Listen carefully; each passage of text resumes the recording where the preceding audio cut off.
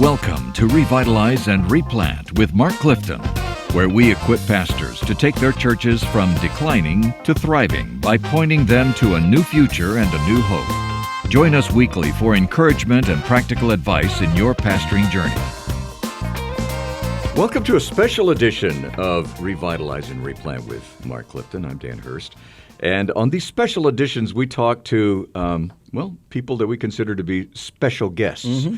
And we talk about things that that they have some interest in and knowledge of and have researched. And we think that it's important for you to hear what these people have to say. And today we're talking to Jared Wilson, who is the assistant professor of pastoral ministry, and he's at Midwestern Seminary, where we are, as a matter of fact, we are. In the Spurgeon Library. And somebody keeps telling us to shh. I know. That's what happens when you do a podcast in the library. They tell you to be quiet. He's also the director of a pastoral training center at the Liberty Baptist Church in Kansas City. And it's interesting because Jared's one of these guys that has a lot of interests. And we were just talking a while ago. There is a platform where you can listen to music, all different kinds of music. It's a satellite format. And he was just talking about how he loved to listen to Channel 5 for 50s and Channel 6 for 60s mm-hmm. and Channel 7 for 70s. Right. And you got to talking about the nostalgia that we listen to music because it brings back our past. I was listening last night. I was going around and I came across Ambrosia, not the salad, but the group. And in 1980. And remember, in 1980, I was at Jewel. I was at William mm-hmm. Jewel, right? I was one of the two Christians at Jewel in that year. And I was the director of the radio station. And so in the summer, I would go out there and we'd play all the hits. And Ambrosia had like 4 hits in the summer, right? And that was the height of my life. And you couldn't tell them apart. No, you couldn't tell them apart. But, my life has been downhill ever since 1980. But I peaked in 1980. And so I just last night, man, it was about 11:30 at night. Jill was already in bed. I was just up doing some stuff, and I was just going through some music on the internet and came across Ambrosia.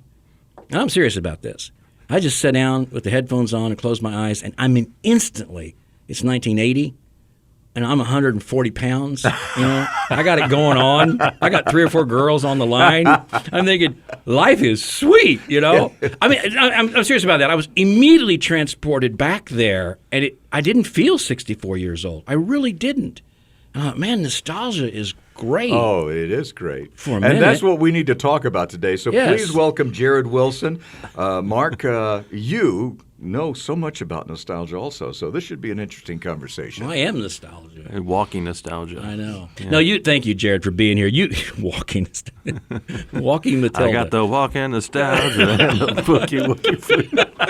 That'd be good. Man, you wrote a blog some time ago that I read that just resonated with me about nostalgia. Our friend Ed Stetzer one time said nostalgia is a cul-de-sac. It doesn't lead you anywhere. Or at least somebody said it, and Ed quoted it, one or the other. But I have a nostalgia for cul-de-sacs. Do you really? I do, because I lived on a couple, and they're nice. Americana. It's like your own little cloistered street. Like, this street is ours. You don't pass through here. This is where you play soccer. There you go. I love it. Yeah.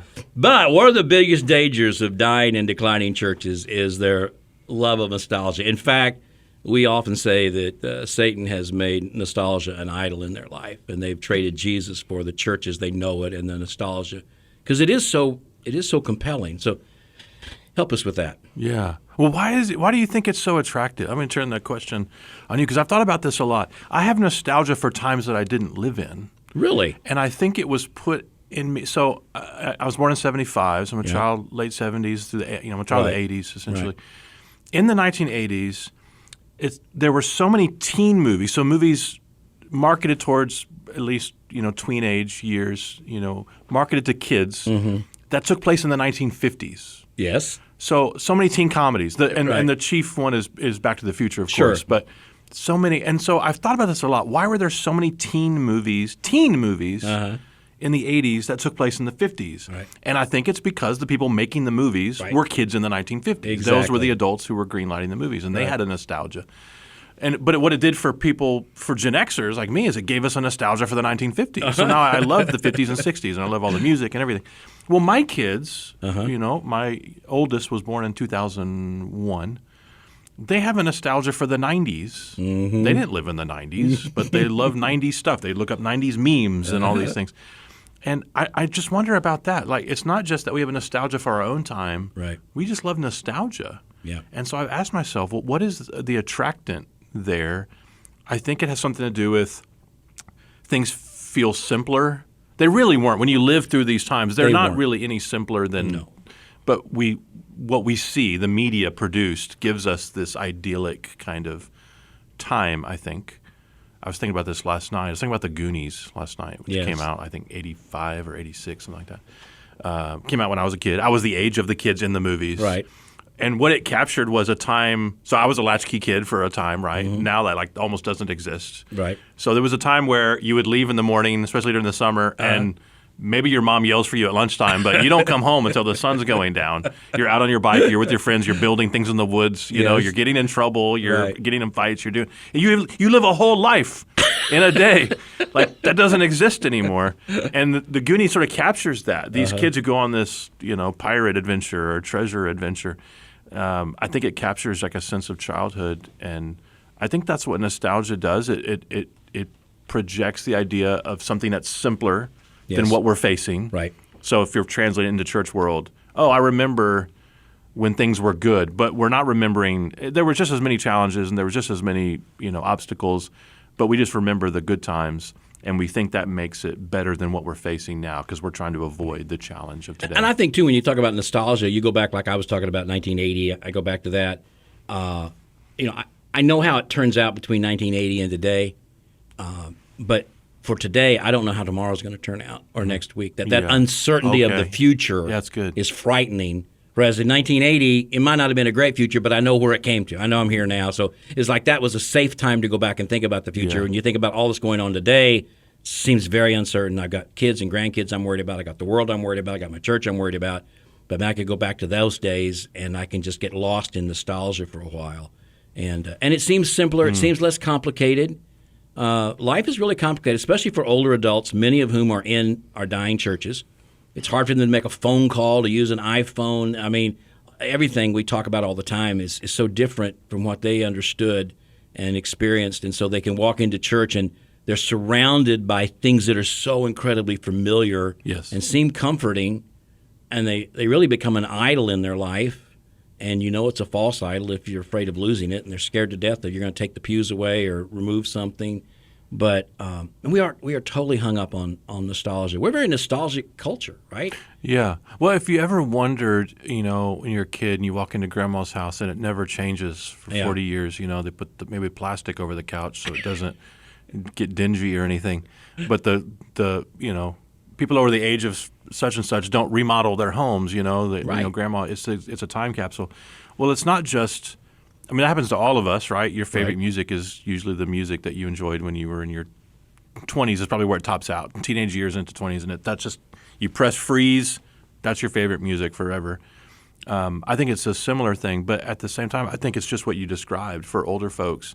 The world is changing so quickly and so fast, and it doesn't value them as important people in society. Everything is geared towards youth and young people. So home is the one place I know, like, it's going to be the same. It's static. It's a comfort.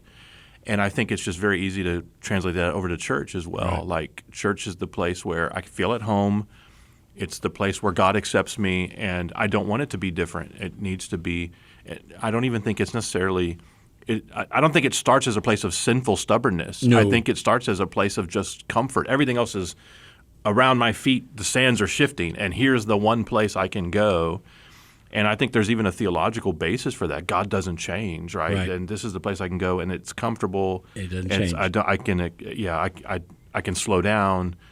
And obviously the problem arises when things need to change, as things do. And as a church grows, it can't help but change, and that's usually where the friction begins. And if they're going to reach the neighborhood that has changed, they have to make some changes. Right. I think in the blog you said that, and it really resonated with me, nostalgia helps us escape the maladies of the moment. Mm. And did I say that? You did say that. That's pretty sweet. And there's That's really poetic. There's a lot of maladies in the moment, right?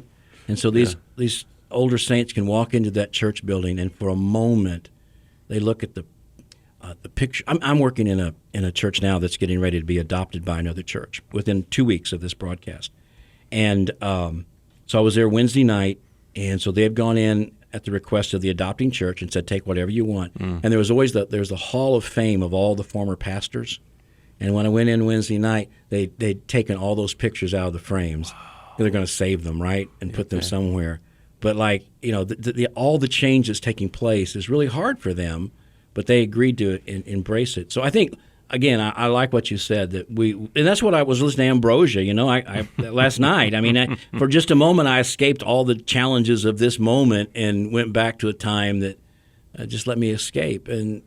Well, our heart is attached to the past in ways that, like the malady of the moment, if you're looking at a church change. So, I mean, just a personal example, like at my last church, it wasn't necessarily old people, but it was people who had children who had grown up in the youth group. So they were middle-aged, I suppose, folks. And they were really struggling with the church growing. The church was growing numerically, which is what everybody says they want. Right. When you show up, they're expecting you to grow the church. Then it happens and they're mad at you, right? And they kept casting back to how the youth group was and trying to help them see, like, well, your kids aren't youth anymore. Mm-hmm. We can't recapture that. I'm sure it was a sweet moment. I'm sure it was a special time. But we can't keep saying when that happened or when that was going on. We have to actually grow beyond that. But I think for them, it was a sweet moment when their kids were all home and together. There was a group of folks who their kids were all the same age, grew up together, were in youth group together. And it was a sweet kind of golden agey kind of experience for them. And I think that's good. I think that's sweet. But when you're hung up on it to try to avoid the discomfort of the change that you're facing now, it's kind of like in Ecclesiastes, where the teacher says in chapter 7, do not say, the former days were not like this, right? Mm-hmm. It's not wise, to do that, right? You're looking back to trying to live in the past, So even the sweetness of that, I think it's an okay place to visit, right? Okay, did I put that in the blog post? It's a good place to visit, but not to live, right? Exactly. Yeah. So it's nice to look back, to think back. I think this is what holidays do for us. Absolutely. But a holiday isn't every day. Right. It's a couple times, 3 times a year that you have these, Christmas and Thanksgiving and Easter, where you kind of look back. But that's not the normal course of life. And so certainly in a church, you can't live in the past. Right.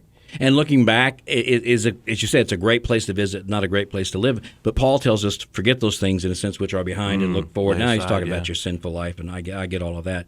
But it's much easier for us as a church to look backward than to look forward. Yeah. Again, but not if you're looking forward in the hope of the gospel and the confidence of Christ.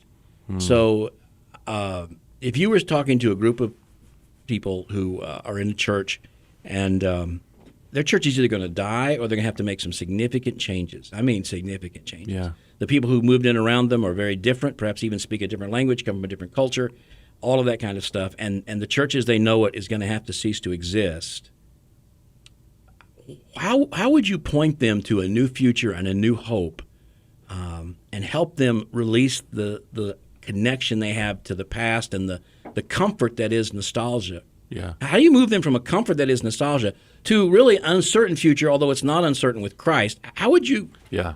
You got a few minutes with them. How would you explain that? Well, I think the first thing I wouldn't do is denigrate their experience of the past. I think sometimes we run into trouble when we just think, oh, that's outdated or that's lame or that, the way we talk about older tastes, older styles of music or whatever, or just styles of furniture.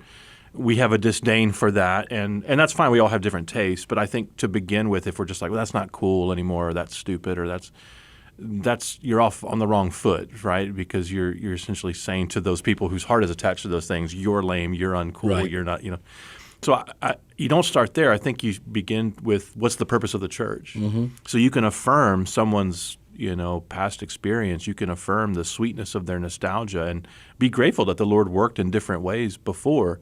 But say, like, do you want this church to end? Is that what you want this story to be?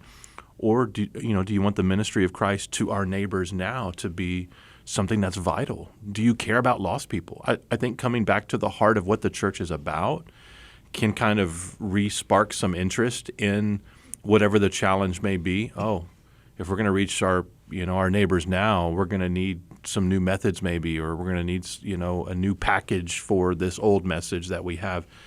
Those are things that I think you can get people to if you help them return to their first love, help them understand, and be patient with them as well for the reasons we just talked about earlier, the struggles that older folks have.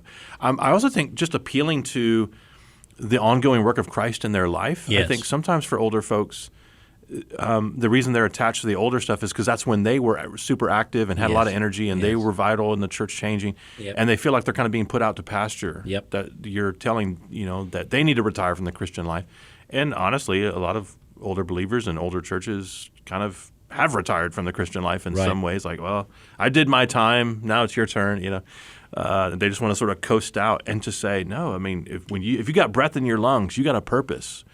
In life, in the kingdom, God can still use you. It may be in a different role, but we're not asking you to go sit on the bench. We need you to, to continue. You don't retire from the Christian life. Right.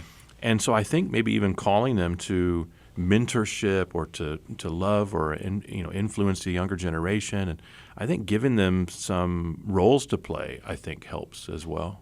And I think too, nostalgia, as attractive as it is, and as compelling as it can be for the reasons we've just talked about, your role as a pastor is to help them be attracted to a more greater beauty and a greater joy in Christ and His future, and realize it really isn't uncertain. It's very certain. Sovereignty is taking care of it, and He knows all things, and we can be confident in that. And the old stuff was new at one point too. It was, I don't wasn't know it? if people remember that Completely. Remember when that thing that you're hung on to, when that was new and innovative, and nobody wanted to do that. Exactly. Totally. One last thing. You and Dan have a little bit in common you don't know about. Okay. Jared's at Liberty Manor Baptist Church, which is now called Liberty Baptist Church. I know that, but Okay, he knew it as dropped that Liberty manor. Manor, which sounds like a rest home. Well, that's why we dropped the manor. Because it sounded, and there were some folks resistant. This is before my time. I know. When I joined, it was Liberty Baptist, but Right. I've heard the stories Yeah. that there were some older folks that didn't like the idea of changing the name. Yeah. And the pastor at that time said, next time you're out to dinner or whatever, ask somebody, what do they think? Yeah. And when they hear Liberty Manor, and people said funeral homes, rest homes, and the message sunk in. Yeah, that's right. So, but Dan and we were at Jewel and have some good friends that were at Liberty Manor. Okay. Yeah, Liberty. That's where I got married. Oh, that's where you got Really? married? I didn't realize that. Whoa. Your wife was a member there, Don right? Weidman married. Don Weidman married you. Wow. And David Ring was saved at Liberty. Okay. We don't know David Ring. I don't think so. I know. We'll Google him. Yeah. Anyway, or maybe not. But that's where. Speaking of nostalgia. That's right. So I forgot Is about he the that. lead singer of Ambrosia? He is the lead Okay. singer of Ambrosia. That's why I don't know him. You don't know how wrong you are, my brother. Anyway, all kidding aside, the church has gone through some changes and some challenges, and you've been there through all of it. Again, the guys who listen to us, many of those churches have gone through some tremendous changes and tremendous challenges. Just give them a word of hope of how Christ can be even in the midst of some of the most darkest times in a church's experience. Well, we've been really contemplating this because over the last couple of years, as you know, Mark, we lost our last lead pastor to moral failing. He, disqualified himself, had to be fired, and so we've been a couple of years now, almost 2 years now, without a lead pastor. We have 8 elders, only one of whom is full time at this time, and he's our worship guy. You could come 7 weeks in a row and hear a different guy preaching each week. And yet our church has continued to grow. Our new members classes are full every time. There are people who legitimately have joined the church in the last, however many months or the last year or so, who have no idea about the lead pastor. They couldn't pick him out of a lineup. They, they know the story, but they don't know who he is. And there was no, being won to his preaching or anything like that. And he was a fantastic preacher. And so we've really contemplated this of what are people being won to at our church? And it's been encouraging because they've been won to the sweetness of our fellowship, and they're won to a kind of preaching. So different guys with different approaches, styles, personalities, etc. But we all preach Christ from expository sermons, and people like that kind of preaching. that's encouraging to us because it means you may not have all the things that people expect you are to have. And I had this experience at my last church in Vermont where I went from suburban Nashville, where I planted a church, and had all the stuff people said you're supposed to have to grow a church, and my church didn't grow. I had a cool name, I had a cool band. It wasn't Ambrosia, but it was close. It was called Element, right? So our church was Element, and it was all young people. Yeah. We did cool music, and it was good, and we had a cool space, and people stayed away in droves. And then I moved to Vermont, and I'm in this white steeple church in the least religious state in the nation on the town green, and I've got the average age is probably 65, 70, and it's all old people in a band, and we got a pipe organ, and we used it, and we had all the stuff you're not supposed to have. And our church grew and about tripled in the few years that we were there. And I think the Lord can use – he's not snobby. And so the encouragement I would say to anyone who's just really kind of pushing back against this impulse to live in the golden age is to remember small church, big church, whether it feels easier, whether it feels difficult, the Lord is kind and is committed to build his church. And if we will remain faithful, we know that can be success, that is success in and of itself. And so whatever I think you're facing, just keep moving forward, keep loving people, keep preaching the gospel, and some older people and older churches are hard changers, but they're not impossible changers, right? If the Holy Spirit's at work. So I think the method of grace is probably where to camp out on. I would agree. And nostalgia, looking back and trying to recapture the good moments, doesn't move us forward, and looking back and blaming the brokenness of the past for why we can't move forward doesn't help us move forward. So in that terms, looking back as a church, it's okay to visit that. It's okay to visit the nostalgia and the good stuff. It's also okay to visit the difficult, painful things to see how God brought us through that.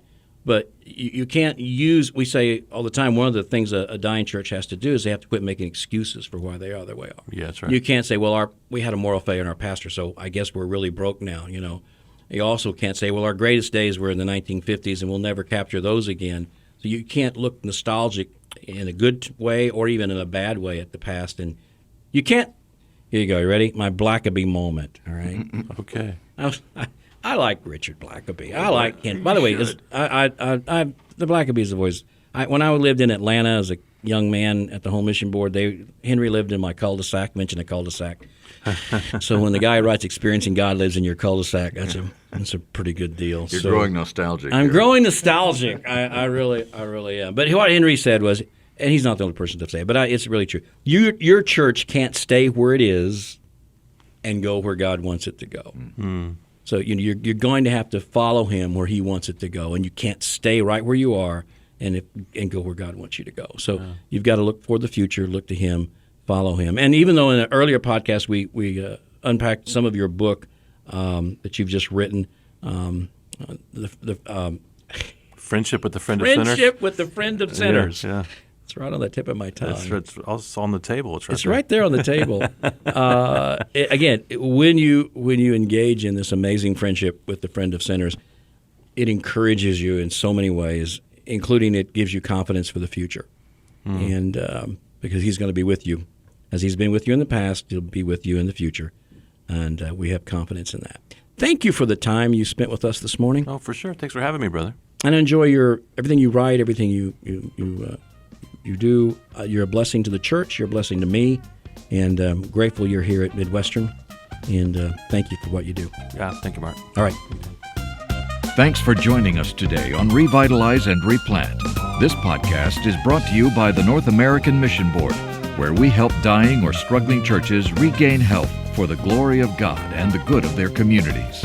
If you found this conversation helpful, don't forget to subscribe to the podcast on your favorite platform. To learn more about becoming a replanting pastor or to explore resources about revitalization for your own church, visit churchreplanters.com.